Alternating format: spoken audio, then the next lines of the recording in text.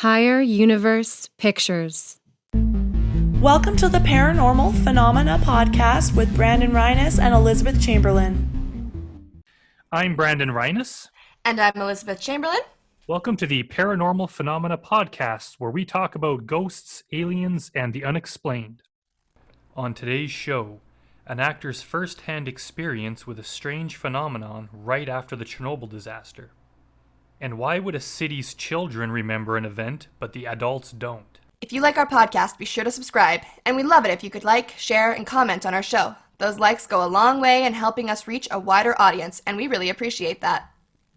So, Elizabeth, we are on episode 3 of the podcast. Yes. Yeah, I'm not surprised we lasted this long, but it just feels good that we're actually following through with it. And we actually have a very cool guest today, Gin Fedetov. We both know him because we worked with him on our movie Hot Box. And I wish I could remember the name of his character, but there's too many of them to remember. But Gin actually contacted us with some interesting paranormal stories that happened to him. One of them, which we read on the last episode. And he had more, and he's a very interesting guy to talk to. So we decided to invite him on the show as a guest. Hi, we're welcoming Gin Fedetov to the show today. Thanks for being on the show. Pleasure to be here. Thanks for having me. Now, I'm not sure how many of our listeners have watched Hot Box, which was a movie that I wrote and directed, but both Elizabeth and Gin were in that movie, and it's been, a couple years now since we made that, and so this is kind of like a mini reunion. It is almost 2 years. Wow. Time flies. Well, what was the name of your character again? I don't remember. Yeah, neither do I. There's so many. I think there's like 58 characters in that movie that had names, so it's kind of embarrassing that I can't remember. Call me Dave. How about that? No, it wasn't Dave. Crazy Dave was the rock star guy.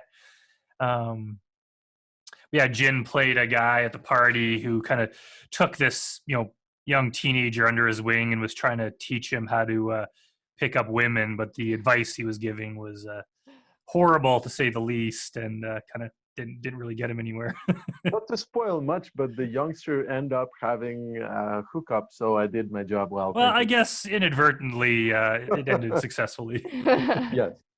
He ended up not with the one who he wanted to be with. If you haven't seen the movie, by the way, watch it. It's pretty good. Yeah, it's on Amazon Prime, so everyone who has not seen it should definitely watch it. The trailer's on the Higher Universe YouTube channel, so you can check out that if you want. So let's get down to it. Gin, on last episode, we read one of your stories, and then we found out that you actually have, not only did we want to get into more detail on that one, but we found out you have some other interesting things that have happened to you in your past, and we kind of wanted to talk about it and find out what kind of experiences you've had. So if you want to start and explain to us, it happened when you were a kid in Kiev. Explain to us what happened. Let me give you some setting first. So I was born in Kiev, Ukraine, then the USSR in 1980. So this is happening close to 1987. So the year prior to that, Chernobyl happened, which was a meltdown of a very close to us nuclear plant. And everybody is paranoid of the outside. The government basically told everybody, hey guys, there's a high level of radiation. Don't go outside unless you have to. So we were living on the 7th floor of a 7th-floor apartment building, and everybody had access to a balcony. And Dad used to travel a lot, and we were living in a 2-bedroom apartment. I was sharing a bedroom with my parents, and my grandma had her own bedroom. So my dad was away on a trip. I'm sleeping in my bed. My mom is sleeping in hers. I don't know what time of the night it is, but I'm jumping up, basically super awoken by an intense light shining through the window that has a door that opens to the balcony. And I wake up, and by that time, my mom is already standing up from the bed, walking towards the balcony. And, I call out to her because it was extremely weird. I was super tired. The lights were too bright, just a pale, white, almost clinical light, And so, I'm calling to my mom. She's not replying at all. She's walking towards the balcony, opens the door, gets out on the balcony. Now, this is, aside from the fact that we were told not to go outside if we don't have to, and aside from the fact that it's fairly cold, it's, the beginning of fall, I'm worried. My mom is not replying. There's this weird light shining through the balcony, and it's extremely intense, like way brighter than daylight. So I'm walking towards my mom. She walks closer to the edge of the balcony, looking at the sky. And there's this, I can't even begin to describe it, but imagine like a spotlight, an industrial projector light just shining down, illuminating the whole thing, the whole apartment building. And I'm not paying much attention to anything else. I do not know if it was shining in other places. I just know it was bright. My mom was walking towards the edge of the balcony. So I'm calling my mom's name as, well, mom, that's her name, as loud as I can. She's not replying at all. So I'm scared.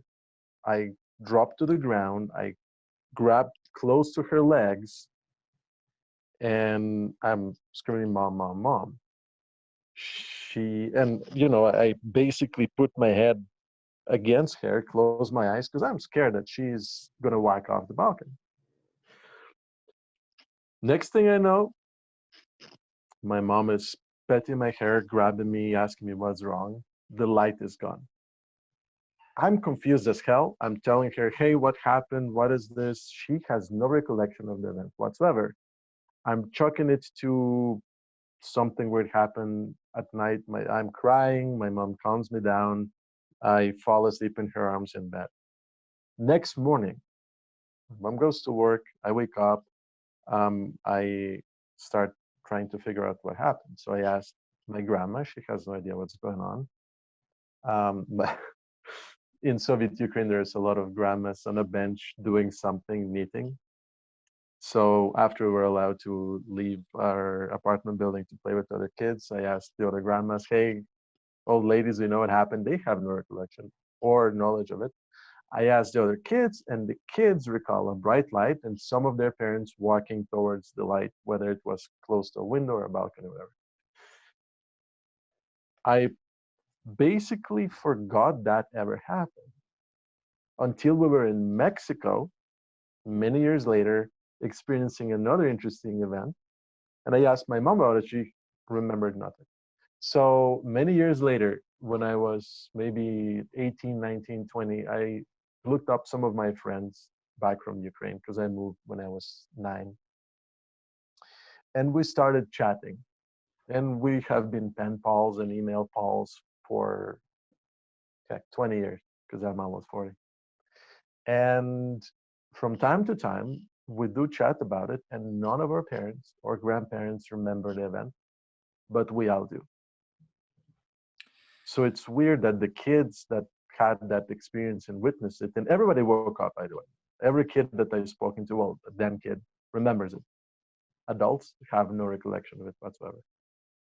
So I guess the question probably on everyone's mind is it possible that this was a helicopter or some sort of naturally occurring light? There was no noise whatsoever, no wind whatsoever. The light was extremely bright.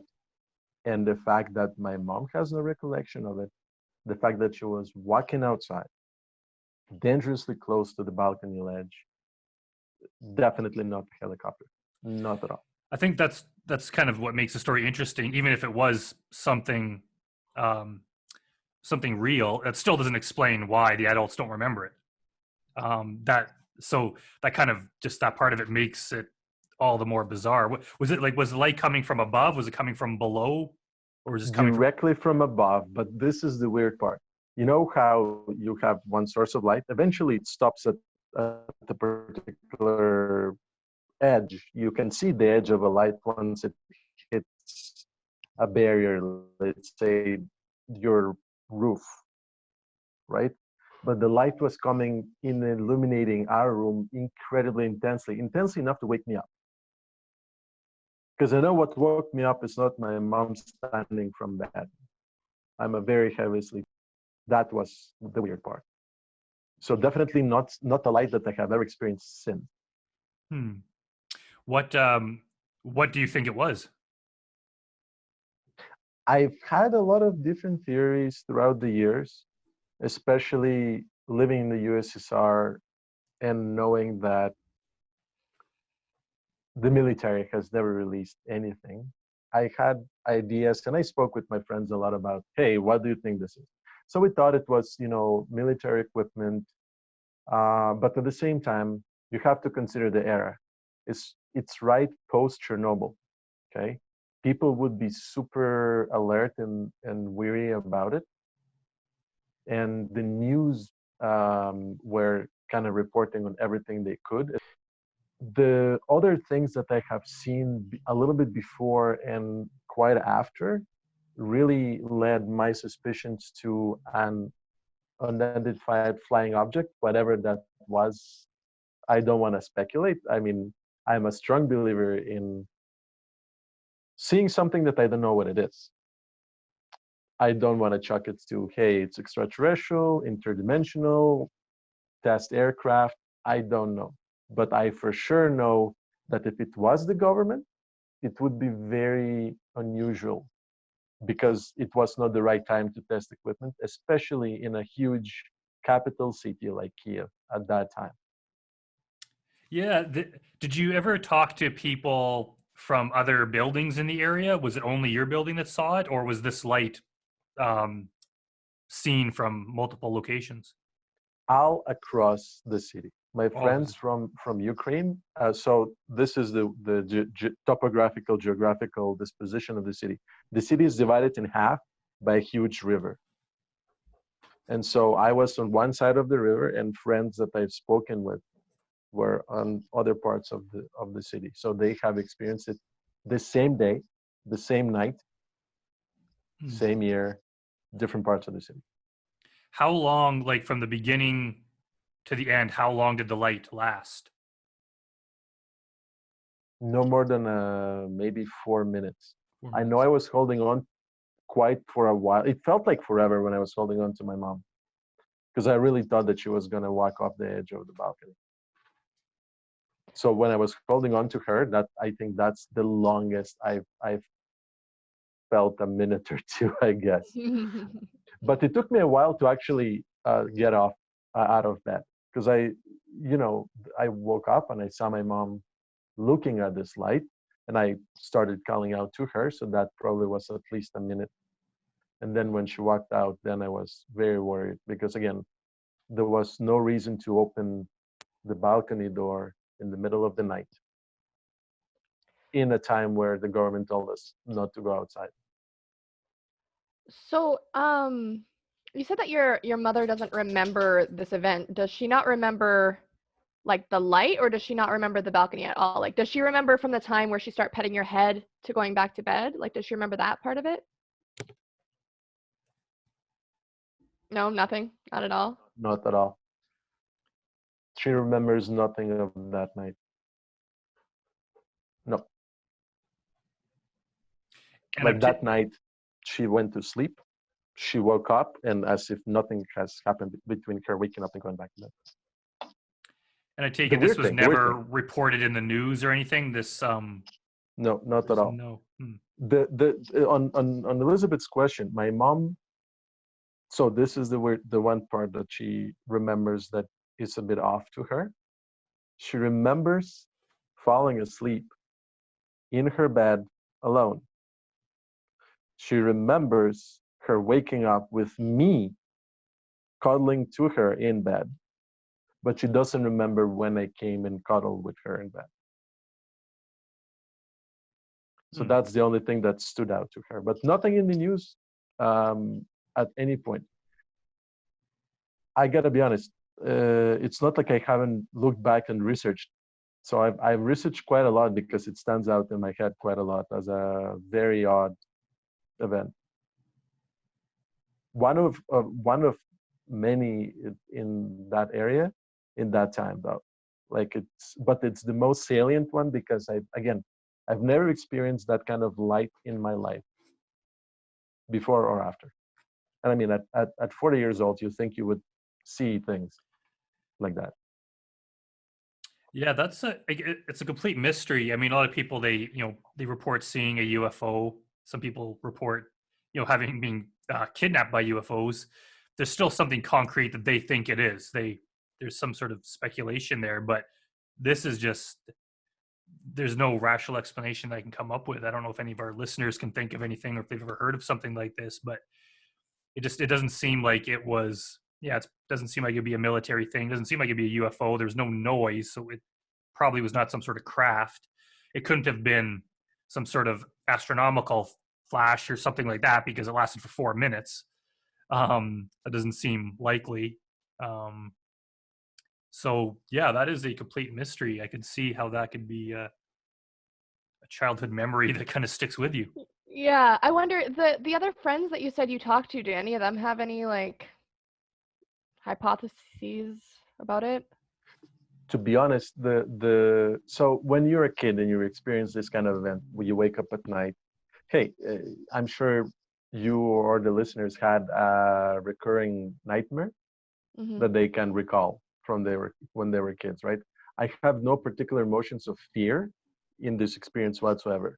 Even though, as I'm describing it, it sounds like a scary experience for a child, seeing their mother walk out to the balcony, right, in the middle of the night, and nobody having a memory about it. I don't feel it was a traumatic experience. I don't feel it. I was afraid. Aside from afraid for my mom, I didn't have a fear of what's happening. Like, I was more concerned about my mom. A lot of my friends, to be honest, say that it is possible it was a luminous effect due to the concentration radiation in the air, some atmospheric combination of things that created the luminescence, which, hey, there's luminescent effects from radiation that have been witnessed before. So um, same thing, Chernobyl caused the dispersal of a lot of radioactive particles. And you know how in The Simpsons there's an episode of Mr. Burns walking in the forest and Yeah. glowing a little bit. So there's actually a luminescent effect at night of radioactive materials. The forests around the area of Pripyat, Chernobyl, have been known for sometimes glowing at night. But nothing that can, be so bright that it can be witnessed throughout the city and wake somebody up. And Mm-hmm. sure, okay, you have an explanation for the light. What would be your explanation for adults waking up, not reacting to their children calling out, and then having no memory of the event the night Yeah. after? Yeah. Got a I, point there. I guess if I was forced to come up with an explanation, maybe the parents didn't want to frighten the kids, so they just claimed to not have seen anything. But it really wasn't a scary event, so it was nothing that the parents would need to protect their children from. Yeah. Yeah. They could have been honest and told them, "Oh, it was a exploding meteor." There could have been a rational explanation. It doesn't make sense that they would all the parents would collude together to Yeah. lie about never not witnessing it. That doesn't really hold up. And to be honest, none of my friends we have ever thought of this as a traumatic or a scary event. That is the odd thing. That's another oddity to add to top of this. Like, I have no emotional reaction to this whatsoever, Hmm. which is weird. Well, I'm very interested to see if anyone watching has any theories of what this might be. If you Yeah. do, send us an email for sure, because this kind of has me stumped for sure. I know. Well, and also, like Jin was saying, he obviously has done a lot of research on this, and Jin's a smart guy. I feel like if he would have found a reasonable explanation by now, if there was one. So, We've looked. This is the weird thing about my exposure to different events, where I could say, yeah, this is the typical UFO experience. I've seen glowing balls. I've seen the dish-shaped UFOs. I've seen the cigar spinning UFOs. I've participated in a lot of UFO research groups and conferences, because when I was in Mexico, that's where I experienced a lot of UFO sightings. But in all of my years of researching the topic, talking with people that have experienced stuff, this stands out to me as something unique, because I didn't see a flying object. I didn't see a glowing ball. I didn't hear anything. I wasn't scared, curious, nothing. I simply witnessed an extremely bright light at night that had an effect that was completely different on my mom and on me. And where adults have no recollection of it and kids have, and we still remember it years after, it tells me that the collective experience of it all makes it even more real to me than just, oh, I had a nightmare or I just imagined something. Yeah. I guess if we really want to go down the kind of rabbit hole of conspiracy theories, I know especially during the Cold War, there's a lot of talk about both, the United States and Russia experimenting with mind control, telepathy type things. I mean, that's kind of way out in left field, but maybe they were testing some sort of thing, and that's what caused a large part of the population to not remember a time frame during the night. It's possible, and hey, if you really want to analyze on the psychological and psychiatric side of things, the fact that I don't have an emotion attached to this experience does show that there is a disconnect between the experience and my long and short-term memory.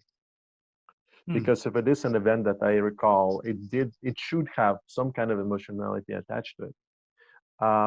Now think about what we use as population deterrent, and as not population deterrent, but mass deterrent, mass gathering deterrent.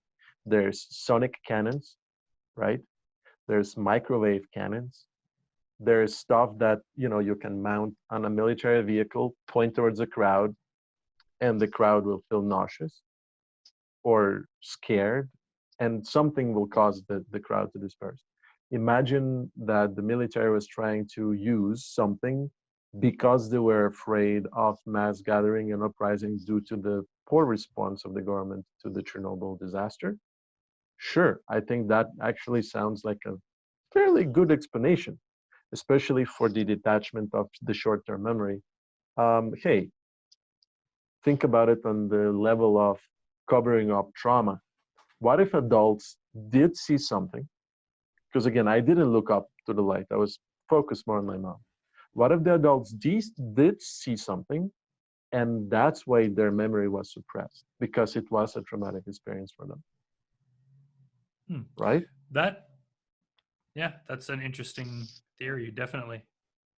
But it's still, I'm sure they could use those waves or whatever they are without an associated light with it. It seems weird that there'd be a massively bright light as well as something that makes you forget, right? But the cool thing is, what your mind and your eyes see doesn't mean that was there physically. Yeah. So you could stimulate areas of the brain that could make things look super bright, and the light might not have been there. Yeah. There might not have been a light, but a particular brain stimulus that made you think that you saw a light. It's true. I guess, was there any video camera surveillance or anything that would have captured this? Is that something you looked into, or? No? This is 87 in Soviet I don't know Ukraine. if they really had widespread camera coverage then, but no, there's no such technology available at that time in the USSR. Everyone had dash cams. Which is a great addition. But hey, what the camera could perceive and what your mind perceives, it's not always the same. Yeah. Because the mind is trained to fill in gaps. The camera is not. The camera shows you what there is. Sure. So my mind in all of these years hasn't come up with an explanation that I can say, yeah, I'm convinced this is what it was. No, yeah. I honestly have no clue. Be sure to listen in next week for the second half of Gin's interview, where he talks about another UFO experience he had. So nice. Yeah. I love him. That was a cool interview. I was worried we wouldn't have enough content for even 20 minutes. But we got probably enough there for 2. Yeah. That's awesome. Right on. That's awesome. I love Gin. Gin's great. Yeah. What was the? He said there's 2 things he worked with us on. What was the other? Do you know? Was he on the one we did with Jeremy? Hive? Hive? Was he on Hive? I probably Yes, wanted he him on was. Hive. Yeah, because Yeah, I remember he was the CEO in the very last scene. He was like the Right. CEO of the I company. remember I really wanted to cast him in it because you were making me do the casting, and I was like, we should bring Jen. Yeah, I remember that. Cool.